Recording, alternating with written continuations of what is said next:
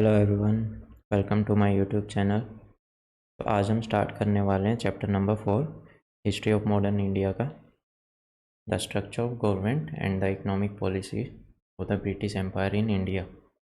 इस चैप्टर के बारे में हम पढ़ेंगे। इसके अंदर जो भी उस टाइम पे ब्रिटिश एम्पायर की जितनी भी पॉलिसीज़ रही हैं और गवर्नमेंट का कैसा स्ट्रक्चर रहा है, कौन कौन उसके अंदर इंक्लूड थे, तो पूरा देखते हैं इस चैप्टर के अंदर। और आई थिंक इस चैप्टर को मैं 2 पार्ट के अंदर डिवाइड करूँगा कि ऐसे में काफ़ी लेंथी हो जाता है। और ऑलरेडी मैं 3 चैप्टर कवर कर चुका हूँ पिछली वीडियोस में। अगर किसी ने नहीं देखे हों तो प्लीज़ डू वॉच देम। तो चलो अभी स्टार्ट करते हैं। तो इसके बारे में सबसे पहले हम बात करते हैं द स्ट्रक्चर ऑफ गवर्नमेंट का स्ट्रक्चर कैसे रहा है ना। तो लास्ट चैप्टर में जैसे हमने पढ़ा था ड्यूअल गवर्नमेंट के बारे में कि कंपनी डिसाइड करती थी कि जो भी सूबेदार होता था उस टाइम पे कि कैसे वो अपना एडमिनिस्ट्रेशन संभालेगा, और कंपनी के अंडर में ही क्या था, पुलिस और जुडिशियल सर्विसेज भी इन्हीं के अंडर में थी, यही देख रेख करते थे। तो सब कुछ इन्होंने अपने हाथ में ले रखा था एडमिनिस्ट्रेशन, ठीक है, ऐसे ही काम करते थे। और उस टाइम पे क्या था ना, बंगाल इनके अंडर में आ ही गया था, तो वो बंगाल से बहुत पैसा लूटते थे, ठीक है। वहाँ की वेल्थ जितनी भी थी सब ये लूट के अपनी कंट्री में ले जाने लग गए थे। एक तो ट्रेड करके ये पैसा बहुत कमाते थे, और दूसरा जो गलत तरीक़ों से, करप्शन से, लोगों के साथ में इलीगल ट्रेड करके जो जितने भी उस टाइम पे ऑफिसर्स रहे हैं वो अपने वहाँ पे इंग्लैंड में उसको लेके गए हैं। तो इस चीज़ को देखते हुए इंग्लैंड के लोग इनसे काफ़ी जलने लग गए थे, क्योंकि वो काफ़ी अमीर होके यहाँ से जाते थे। मतलब कई 100 गुना उनकी क्या होती थी उस टाइम पे, इनकम हो जाती थी इंडिया से। और वहाँ के लोग इनको क्या कहते थे, नाबूस बोलते थे, और इनका बाइकआउट करते थे और कहते थे कि भाई आप तो इंडिया के लोगों के ऊपर जुल्म ढा के आए हो, उनको लूट के आए हो, ठीक है, ऐसा बोलते थे। लेकिन साथ ही साथ में क्या था ना, बंगाल की वेल्थ इतनी थी ना, इसके ऊपर पूरी दुनिया की नज़र थी। लाइक इनके जो एमपी हो गए, मेंबर ऑफ पार्लियामेंट, ठीक है, और जितने भी मिनिस्टर थे वो भी चाहते थे कि बंगाल की जो वेल्थ है, जो भी वहाँ के रिसोर्स हैं, उनका फ़ायदा हमको भी मिले, ठीक है। Benefit from the acquisition of Bengal पे जो इनका कब्जा हुआ था उसका फ़ायदा ये भी उठाना चाहते थे अपनी पार्लियामेंट में। तो इन्होंने क्या किया ना, जितने भी मेंबर ऑफ पार्लियामेंट थे सबके साथ मिलके कंपनी को मना लिया, कंपनी को फोर्स किया कि आप हमको सालाना कुछ रेवेन्यू दोगे, और उस रेवेन्यू से हम क्या करेंगे, जो इंग्लैंड के लोग हैं ना उनको उनका जो टैक्स है वो कम करेंगे या फिर उस टैक्स को माफ़ करेंगे। तो मतलब अकेले बंगाल के दम पे इंडिया के जो रेवेन्यू होता था वहाँ के लोगों के ऊपर ये अत्याचार करके इतने पैसे कमाते थे इलीगली, और उन पैसों से ये अपने देश को चलाने की सोच रहे थे, और इन्होंने चलाया भी है काफ़ी सालों, कई 100 साल चलाया है इन्होंने तो, ठीक है। 1767 से लेके इन्होंने क्या किया ना, 1767 में इन्होंने पार्लियामेंट में एक्ट पास कर दिया, ठीक है, जिसके अंतर्गत क्या हुआ ना, कंपनी को अब इंग्लैंड की जो पार्लियामेंट है उसको सालाना कितना, 4 लाख पाउंड रुपए देना पड़ेगा, ठीक है। और after some time British parliament ने एक और एक्ट पास किया कि चलो अभी पैसे तो ले ही रहे हैं, अब हम चाहते हैं कि कंपनी के जो डे टू डे अफेयर है, जैसे कि कंपनी वहाँ पे मुगल्स के अफेयर्स में टांग अड़ाती थी ना, अब इनके काम में टांग अड़ाना किसने स्टार्ट कर दिया, इन्हीं के देश के पार्लियामेंट ने। उन्होंने एक्ट पास किया, रेगुलेटिंग एक्ट ऑफ 1773, कंपनी के अफेयर्स को रेगुलेट करने के लिए, उसकी देखरेख करने के लिए, कैसे काम कैसे क्या करते हैं। इस एक्ट में क्या हुआ ना, इन्होंने कॉन्स्टिट्यूशन के अंदर कुछ फेरबदलाव करे, ठीक है। जो कोर्ट ऑफ डायरेक्टर्स था कंपनी के जो कोर्ट ऑफ डायरेक्टर्स थे उनके कॉन्स्टिट्यूशन में बदलाव किए, और क्या किया ना कि अब से इनका जो भी काम काज है, जो भी अफेयर है, उसको कौन सुपरवाइज करेगा, ब्रिटिश पार्लियामेंट।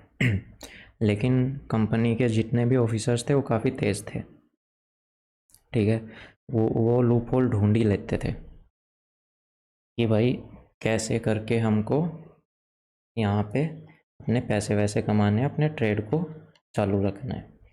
अब इन लूप होल्स को ख़त्म करने के लिए ना ब्रिटिश पार्लियामेंट ने फिर से एक और एक्ट पास किया जिसको बोलते हैं पिट्स इंडिया एक्ट, जो कि 1784 के अंदर आया था 1784 में। अब इस एक्ट के थ्रू ब्रिटिश गवर्नमेंट को सुप्रीम कंट्रोल मिल गया था कि सबसे ऊपर अब ब्रिटिश गवर्नमेंट है, ब्रिटिश पार्लियामेंट है, उनकी मर्जी के बिना ये कुछ नहीं कर पा रहे थे।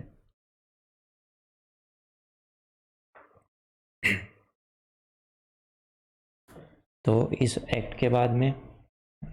एक्ट में क्या हुआ ना कि जो भी 6 कमिश्नर थे बोर्ड ऑफ कंट्रोल के, जिसमें से 2 कैबिनेट मिनिस्टर थे, ठीक है। और बोर्ड ऑफ कंट्रोल इनके जो कामकाज था कोर्ट ऑफ डायरेक्टर्स का, उनको कंट्रोल करती थी। और जो गवर्नमेंट रही है इनकी इंडिया के अंदर, जो कंपनी की गवर्नमेंट थी, उसको भी बोर्ड ऑफ कंट्रोल प्रॉपर तरीके से काम करने लग गया। और इस एक्ट में जो भी जितना भी गवर्नमेंट ऑफ इंडिया का कामकाज था, सब किसको हैंड ओवर कर दिया गया? गवर्नर जनरल को। और उसके नीचे कौन थी?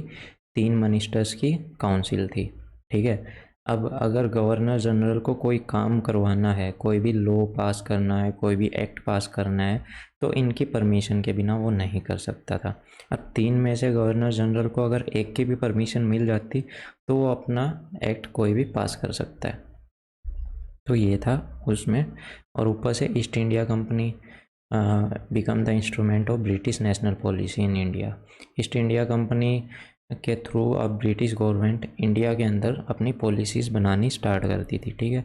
और कंपनी की मोनोपोली थी उस टाइम पे इंडियन ट्रेड और चाइनीज़ ट्रेड के साथ में, कि भाई चाइना में और इंडिया में केवल कंपनी ही ट्रेड करती थी और किसी भी कंपनी को यहाँ पे अलाउ नहीं था ब्रिटेन से।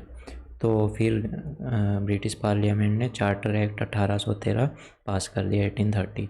अब उसके अकॉर्डिंग क्या था ना कंपनी की जो मोनोपोली थी इंडिया में ट्रेड करने की, वो कर दी ख़त्म, कि केवल अब आप अकेले यहाँ पे ट्रेड नहीं करोगे, यहाँ पे और भी ब्रिटिशर्स आके अपना प्राइवेट ट्रेड कर सकते हैं।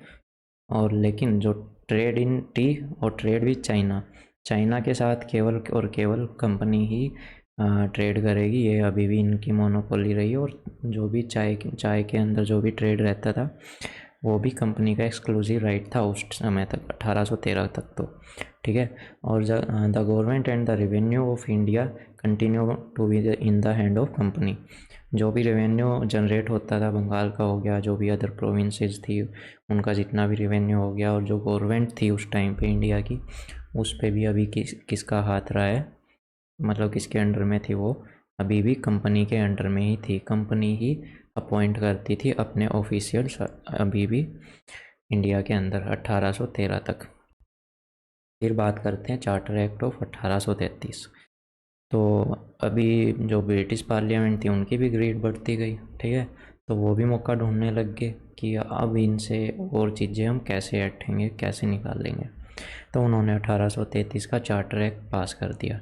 अब जो मोनोपोली इनके पास बची हुई थी ना कंपनी के पास, कि सिर्फ और सिर्फ कंपनी ही चाय और चाइना के साथ ट्रेड करेगी, वो भी ख़त्म कर दी 1833 में। अब वो भी कोई भी ब्रिटिशर्स आके अपना यहाँ पे ट्रेड कर सकता है किसी भी काम में, अकेला कंपनी का इसमें कुछ नहीं रहेगा। अब British economic policy in India 1757 से 1857 के बीच की जितनी भी इकोनॉमिक पॉलिसी रही हैं उनके बारे में बात करते हैं हम। सबसे पहले कमर्शियल पॉलिसी, ठीक है, कैसे ये ट्रेड वगैरह करते थे। 1600 से 1757 तक, 1600 में कंपनी का गठन हुआ था, ठीक है, कंपनी बनी थी। और 1757 तक इन्होंने जो भी जैसे भी ट्रेड किया है वो इंडिया के अंदर केवल एक ट्रेडिंग कंपनी की तरह ही इन्होंने काम किया है। ये इंडिया में आते थे प्रीसियस मेटल्स के साथ में, सोने चांदी के साथ में, और उनको एक्सचेंज करते थे किसके साथ में? यहाँ के मसाले जो भी थे, यहाँ का जो टेक्सटाइल था, ठीक है, जितने भी कपड़े होते थे और या फिर रो कॉटन होगी, उसको ये यहाँ से लेते थे और अपने बाज़ारों में बेचते थे मतलब कई कई गुना ज़्यादा रेट में, और इससे इनका बहुत ज़्यादा प्रॉफिट हो रहा था। फिर भाई इंक्रीज़ द, अगर और ऐसे करके इनका एक्सपोर्ट यहाँ से बढ़ने लग गया, इनको ज़्यादा एक्सपोर्ट होने लग गया। तो फिर जो इंडियन मैन्युफैक्चरर थे, जो भी बुनकर वगैरह थे, कपड़े बनाते थे, टेक्सटाइल इंडस्ट्री थी, उनकी डिमांड भी ज़्यादा बढ़ने लगी क्योंकि ये ज़्यादा ख़रीदने लग गए। और इस केवल एक यही रीज़न था कि रूलर्स ने इनको टॉलरेट किया और इनको अलाउ किया कि ठीक है भाई, आप यहाँ पे फैक्ट्रियाँ लगा लो, क्योंकि हमें भी बहुत ज़्यादा फ़ायदा हो रहा है आपके ट्रेड की वजह से। और प्रॉब्लम ये थी ना, जो ब्रिटिशर्स थे, अब ये कंपनी यहाँ से चीज़ें उठा के अपने देश में बेचने जाती, और वो लोगों के द्वारा काफ़ी ज़्यादा पसंद करी जाने लग गई। ठीक है। और इस वजह से जो ब्रिटिश मैन्युफैक्चरर थे, अब वहाँ पे भी कंपनियाँ थी, कुछ इंडस्ट्री थी जो कपड़ा बनाती थी, लेकिन वो कपड़ा इंडिया से महंगा होता था और ऊपर से उसकी क्वालिटी इंडिया वाले जैसी नहीं थी। तो इस चीज़ से काफ़ी जेलस थे कि भाई इंडिया का माल यहाँ पे बिक जा रहा है और हमारा कुछ नहीं बिक रहा। तो 1720 में उन्होंने, जो ब्रिटिश पार्लियामेंट थे, उस पर प्रेशर डाल के एक लॉ पास करवा लिया, जिसके अंदर जो भी प्रिंटेड कपड़े होते थे या फिर टेक्सटाइल होता था, उसको कोई नहीं खरीद पाएगा। ठीक है। और 1760 के अंदर एक लेडी को 200 पाउंड का क्या फ़ाइन पे करना पड़ा था। किस वास्ते? क्योंकि उसने सिर्फ एक इम्पोर्टेड जो रुमाल होता है, जो हैंकी होता है, हैंडकरचीफ, वो रखा हुआ था। इस चीज़ पे उसके ऊपर 200 पाउंड का 1760 के अंदर फ़ाइन लग गया था। अब इन्होंने लाख इतने कानून बनाए इंडियन सिल्क और कॉटन टेक्सटाइल्स को बाहर रखने के लिए, लेकिन फिर भी इंडिया का जो कपड़ा था, जो भी सिल्क था, उसका ऑल ओवर द वर्ल्ड में काफ़ी ज़्यादा डिमांड थी। और इंग्लिश जो टेक्सटाइल इंडस्ट्री थी ना, वो फिर भी उनसे पीछे थी। लेकिन 18वीं सदी आते आते तो जो इंग्लिश टेक्सटाइल इंडस्ट्री थी वो भी उभरने लग गई, क्योंकि वहाँ पे काफ़ी वो इन्वेंशन होने लग गए थे, मशीनों का यूज करने लग गए थे वो। और यहाँ पे 1757 में प्लासी की लड़ाई हुई थी, और उस लड़ाई में कंपनी काफ़ी ज़्यादा उभर के आई थी। अब उसके हाथ में डायरेक्ट कंट्रोल आ गया था पूरा बंगाल का। अब पॉलिटिकली वो खुद डिसाइड करने लगी कि कैसे क्या करना है। ठीक है। अब रिवेन्यू भी इन्हीं के हाथ में था, तो इतना पैसा आता था कि वो इंग्लैंड से कोई पैसा नहीं लेते थे वहाँ से। अब इंडिया के रिवेन्यू से इंडिया का ही माल खरीद के विदेशों में बेचने लग गए, तो और ज़्यादा प्रॉफिट।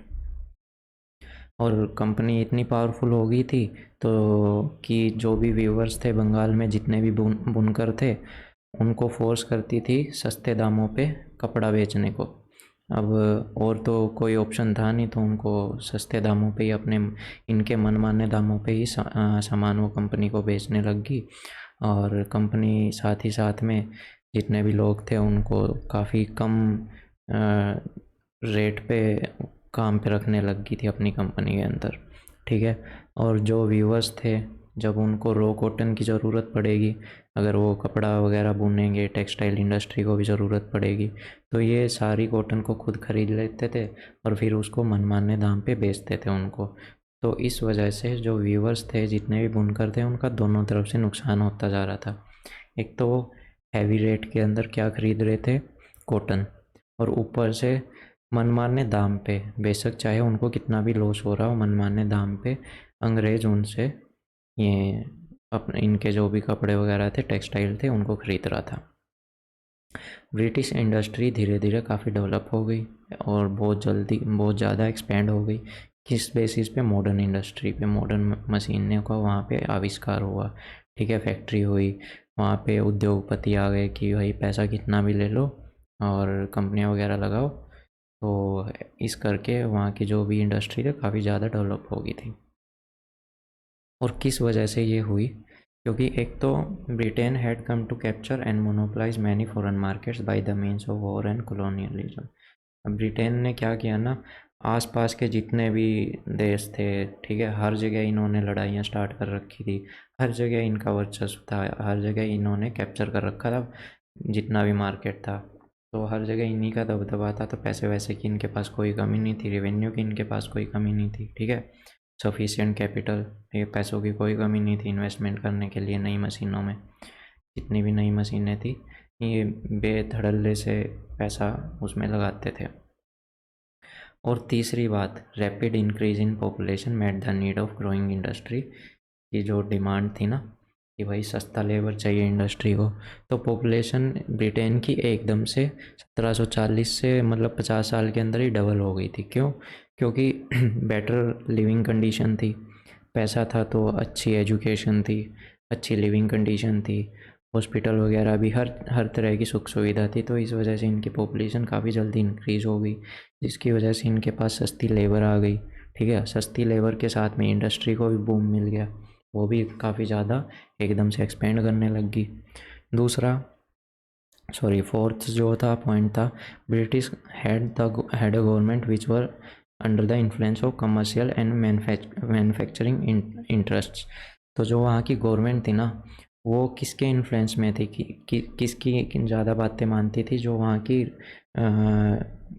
जितने भी क्या कहते हैं ये कैपिटलिस्ट थे, उद्योगपति थे, तो वो उनके इन्फ्लुएंस में ज़्यादा थी। तो उनके इंटरेस्ट के लिए लॉ वगैरह बनाती थी और डिसाइड करती थी कि कैसे क्या मार्केट वगैरह और जो अदर कंट्रीज़ हैं उनको कैसे मोनोपलाइज करना है इनको। ठीक है, और the demand of increase production were met by the development in technology. ये तो हम बात कर ही चुके हैं कि जितनी भी टेक्नोलॉजी थी, जितनी भी इन्वेंशन थी, उनकी वजह से इनकी डिमांड में काफ़ी बढ़ोतरी आ गई थी। Industrial revolution transform British society in a fundamental manner. एक तरीके से इनकी इंडस्ट्री को उसने ट्रांसफॉर्म किया, बदल दिया। It lead to rapid economic development, काफ़ी डेवलपमेंट हुई, which is the foundation of today's high standard of living in Britain as well as in Europe. तो जो उस टाइम पे इन्होंने इतना रेवेन्यू जनरेट किया है, इतना पैसा कमाया है ना, वो आज के जो स्टैंडर्ड्स थी उसकी नींव वो उस टाइम पे रखी गई थी, क्योंकि इन्होंने डेवलपमेंट उसी टाइम से स्टार्ट कर दिया था। इनके पास रिसोर्सेज की कोई कमी नहीं थी। 1750 में ब्रिटेन हैड ओनली 2 सिटीज़। 1750 तक केवल 2 ही सिटीज़ थी, विद मोर देन 50,000 लोग उनके अंदर रहते थे। ठीक है, 1851 तक आते आते उनकी संख्या होगी 29। और दो नई क्लास, बिल्कुल इस टाइम के बीच में दो नई सोसाइटीज़ का बॉर्न हुआ। एक तो इंडस्ट्रियल कैपिटलिस्ट, जो उद्योगपति थे जिनके पास बड़ी बड़ी फैक्ट्रियाँ थी, और दूसरे जो वर्कर्स, जो डेली वेजिस पे काम करते थे। तो दो कैटेगरी में लोग डिवाइड हो गए थे। While the former class developed rapidly, जो जिनके पास ज़्यादा पैसे थे, इंडस्ट्रियलिस्ट थे, वो काफ़ी डेवलप होते गए, क्योंकि उनका जितनी भी इंडस्ट्रीज़ थी वो काफ़ी अच्छे से ग्रो कर रही थी। और जो लेबर पुअर क्लास थी वो फिर बिल्कुल बिल्कुल ढकेलती जा रही थी खुद को। ठीक है, वो तो और भी उनका बुरा हाल होता जा रहा था टाइम के साथ, क्योंकि उनके जो वर्किंग आवर्स थे फैक्ट्री के अंदर, माइंस के अंदर, वो भी काफ़ी बहुत ज़्यादा थे। लाइक 14 से 16 घंटे काम करते थे, और वो भी बहुत ही कम दाम पे। इवन तो वुमेंस और छोटे बच्चों से भी काम लिया जाता था। कम से कम 4 से 5 साल के बच्चे भी फैक्ट्रियों में काम कर रहे थे। इससे ज़्यादा घटिया तो क्या ही हो सकता है। 1769 में 1769 में British industrialist compare the company by law to export every year British manufacturing amount to 3,80,000 pound. तो ब्रिटिश इंडस्ट्रियलिस्ट ने क्या किया ना, कंपनी को लॉ के अकॉर्डिंग कंपेल कर दिया कि भाई आपको इतने रुपए का, इतने पाउंड का जो भी माल होगा, जो भी ब्रिटिश का मैन्युफैक्चरिंग का, ये जितना भी कुछ अपने देश में बनाते थे ना, आप 3,30,000 पाउंड का हमारा सामान दूसरी कंट्रीज़ के अंदर क्या करोगे, एक्सपोर्ट करोगे आपके खर्चे पे। और कंपनी को ये बात माननी पड़ी। 1793 में they forced the company to grant them the use of 3,000 ton of shipping. जो अभी मैंने बताया था ना, 3,000 टन शिपिंग ये हर साल कंपनी इनकी करेगी दूसरे देशों के अंदर, इनके माल की। Export of British cotton from goods to east, like east में अपने देश आगे जाए, इंडिया हो गया, इधर चाइना हो गया, जितने भी देश हैं ना ईस्ट में ब्रिटेन के, तो ईस्ट में ये अपना जो सामान था उसको एक्सपोर्ट करने लग गए। 156 पाउंड से 1794 में 156 पाउंड से इनका जो एक्सपोर्ट था वो कितना बढ़ गया 1813 के अंदर 1,10,000 यूरो में। ठीक है, दिस इज़ नियरली 700 टाइम ज़्यादा था ये। और यहाँ पे ये पाउंड ही आएगा यहाँ पे, ठीक है, यूरो नहीं। Foreign exports import rose rapidly, imports of the Britain goods alone increase from, British goods का जो भी सामान था वो कैसे 1813 के बाद में 1,10,000 पाउंड से 6,30,000 पाउंड। ओके, इतना बढ़ गया था, सॉरी 63 लाख पाउंड 1856 में। The free trade imposed on ला। अभी क्या था ना, अभी इन्होंने क्या सीन कर दिया कि ब्रिटेन से तो इनका सामान इंडिया में आ जा रहा, उस पर कोई टैक्स नहीं लगा रहे थे क्योंकि गवर्नमेंट भी इन्हीं की थी इंडिया में ना, कंपनी रूल कर रही थी। लेकिन जब इंडिया का सामान वहाँ पे जाता था तो उस पर तरह तरह के इन्होंने क्या लगा रखे थे, टैक्स, हैवी टैक्सेस, ताकि इंडिया का जो माल है वहाँ पे उनके जो मैन्युफैक्चरर हैं उनके साथ में कॉम्पीट ना कर सके, क्योंकि इनकी वहाँ की गवर्नमेंट जो थी वो भी जो उद्योगपति थी उनके इन्फ्लुएंस में थी, तो उनकी बातें मानती थी। फिर तो कहाँ ही इंडिया का एक्सपोर्ट वहाँ पे काम करेगा। इंडिया को तो बस क्या बनाया गया, वहाँ का जो माल होता था वो इंडिया में बेचा जाता था, सिर्फ इंडिया को केवल एक खरीदार बनाया गया। ठीक है। और British also promoted the sale of Indian opium, जो इंडिया के जो ओपियम था इन चाइना के अंदर, क्योंकि और चाइनीज़ उसको मना भी नहीं कर पाए, चाइना में इवन तो बैन था, लेकिन बट फिर भी क्योंकि वहाँ पे भी इनका राज चलता था कंपनी का, अंग्रेजों का। The commercial policy of east India company after 1830 was guided by the needs of British industry. अब जो 1813 के बाद ईस्ट इंडिया कंपनी ने जितनी भी पॉलिसी बनाई वो किसके हिसाब से बनाई, जो ब्रिटेन की इंडस्ट्रीज़ थी उसके हिसाब से। ठीक है। Its aim was to transform India into a consumer, जो अभी बता रहा था ना मैं, कि इंडिया को बस एक कंज्यूमर की तरह ट्रीट किया गया कि हाँ वहाँ अपना माल बनाएंगे और इंडिया उसको कंज्यूम करेगा, मतलब इंडिया उसको हैवी रेट्स पे खरीदेगा, और जब इंडिया वहाँ पे बेचने जाए तो उस पर आप टैक्स लगा दो। ये हालात थे उस टाइम पे। तो ये था हमारा फर्स्ट पार्ट, और सेकंड पार्ट हम स्टार्ट करेंगे नेक्स्ट क्लास में। और मैं फिर से बता दूं, हम 3 क्लासेस कर चुके हैं कंप्लीट। किसी ने ना देखे हो तो प्लीज़ एक बार जाके उनको स्टार्ट करो, उसके बाद ही आप नेक्स्ट क्लासेस पे बढ़ो, क्योंकि सब क्लासेस आपस में, जितने भी चैप्टर्स हैं आपस में इंटरलिंक्ड है। अगर स्टार्टिंग से करोगे तो बहुत अच्छे से समझ आएगा, तो कोई इशू नहीं रहेगा। Thank you, have a nice day.